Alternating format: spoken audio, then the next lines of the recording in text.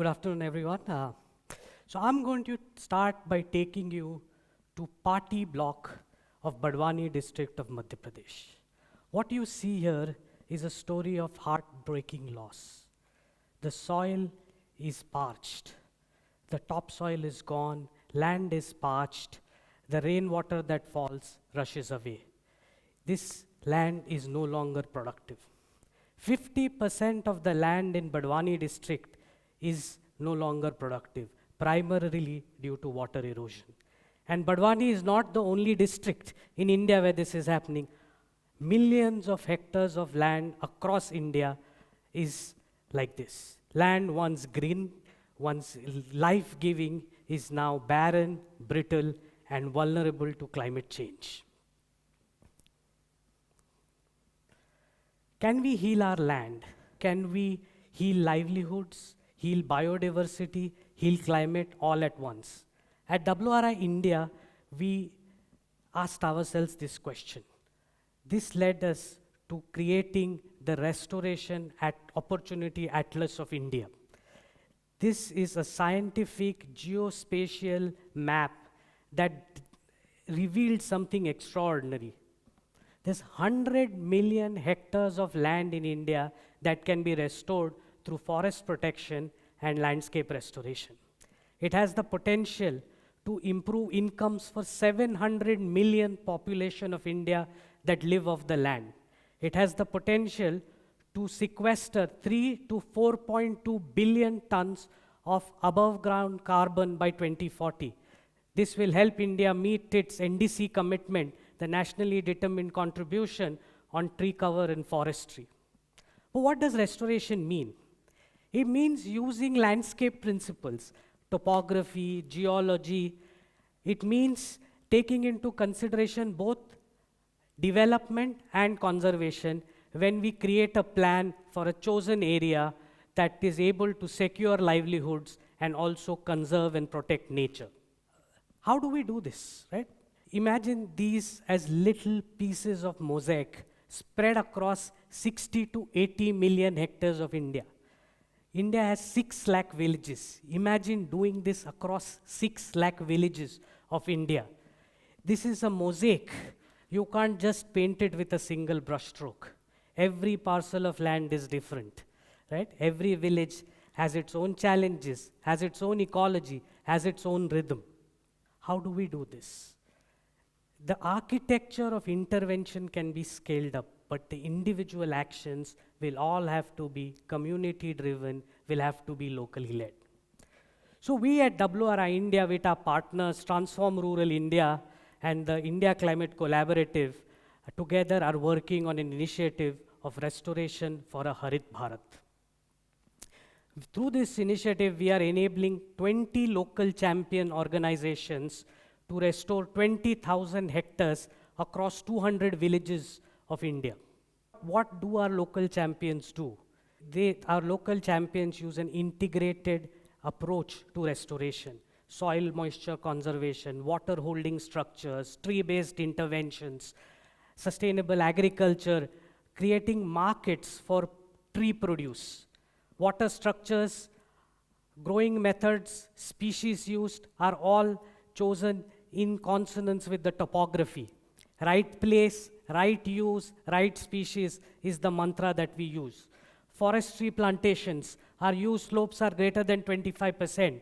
Horticulture plantation is done where slopes are 10 to 15%. Riparian restoration is done along rivers. Open grasslands are where you use open natural ecosystems. Agroforestry is done where you're mixing trees with farm crops.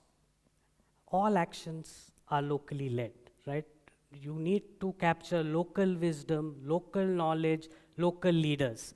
Self-help groups, village development committees, farmer-producer organizations, producer groups are all driving the implementation. The other thing that we promote is non-timber farm produce. Species like mahua, bamboo, sitafal, jackfruit, these are collected by producer organizations. These are supplied directly to the markets by farmer-producer organizations, resulting in better returns, better income for everyone. To support landless rural households, mushroom cultivation is introduced by self-help groups. So the good news is that the pieces of the puzzle exist. Think about this. You have to do 100 million hectares. What we are doing is 20,000 hectares. How do we really scale this? We believe that 3 pieces of the puzzle already exist. Hundreds of local restoration champions are already creating great examples and are implementing actions that have the potential to scale. Significant government funding is available through various schemes like the Rural Employment Guarantee Scheme, State Livelihood Mission programs. Some estimates show that between 2011 and 2016, 1 lakh crore of budget was allocated for tree cover improvement and forest protection. The third thing is there's a significant interest now that is coming from philanthropies, CSR capital of companies to actually work on this agenda of securing livelihoods and protecting nature. But for this to happen, we believe 3 things need to happen at scale. 1, we need to simplify the process. The landscape restoration plans that need to be developed have to be simplified, codified, and be made accessible to local institutions. These should basically use an integrated landscape approach and also drive a convergence of schemes. We believe here that the CSR capital of companies and the philanthropic capital can play a pivotal role in accelerating this at scale. You have to leverage technology, geospatial technologies, citizen science tools, tools to measure improvements in biodiversity, soil health, carbon capture, all need to be developed. They need to be developed in a way that local institutions can use this. If we are able to do this, then the CSR capital, the governments, the philanthropies can measure and report progress. And finally, we need to unlock capital. In this case, working capital, low interest debts, for small debt to be able to spur local enterprises.